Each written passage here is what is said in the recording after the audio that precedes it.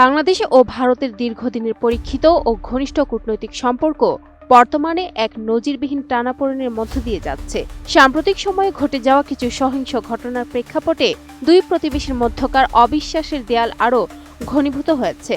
একে অপরের বিরুদ্ধে কূটনৈতিক মিশনের নিরাপত্তা নিশ্চিত করতে ব্যর্থ হওয়া এবং বাংলাদেশের অভ্যন্তরীণ রাজনীতিতে ভারতের হস্তক্ষেপের অভিযোগে একসময় স্থিতিশীল এই সম্পর্ক এখন গভীর সংকটের মুখে।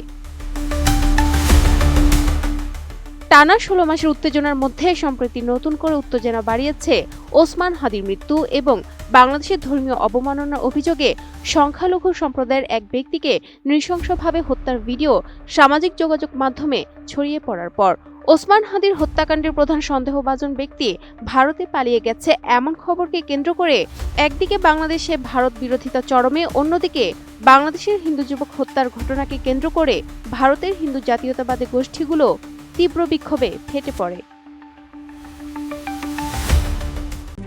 RICL TMX, যুগের পর যুগ স্থাপনা থাকে মজবুত।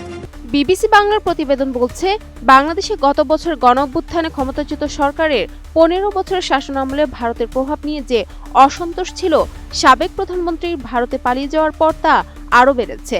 ঢাকা থেকে বারবার অনুরোধের পরও তাকে ফেরত না পাঠানোর বিষয়টি জনমনে ক্ষোভ সৃষ্টি করেছে। এরই প্রেক্ষিতে সম্প্রতি চট্টগ্রামে ভারতীয় মিশনের সামনে বিক্ষোভ এবং পাল্টা প্রতিক্রিয়া দিল্লিতে বাংলাদেশের মিশনের সামনে বিক্ষোভের ঘটনা ঘটেছে। বিবিসি বলছে, ভারতের নীতি নির্ধারকরা মনে করছেন বাংলাদেশের বর্তমান পরিস্থিতি ১৯৭১ সালের পর দিল্লির জন্য সবচেয়ে বড় কৌশলগত চ্যালেঞ্জ। বিশেষজ্ঞদের মতে, দুই দেশের কিছু নেতাদের উস্কানিমূলক বক্তব্য এবং ভারতীয় গণমাধ্যমের অতিরঞ্জিত উপস্থাপন এই উত্তেজনাকে আরও বাড়িয়ে দিচ্ছে। বর্তমানে বাংলাদেশে অন্তর্বর্তীকালীন সরকার দায়িত্ব পালন করলেও একটি নির্বাচিত সরকারই এই চ্যালেঞ্জগুলোর মোকাবেলায় বেশি সক্ষম হবে বলে মনে করা হচ্ছে।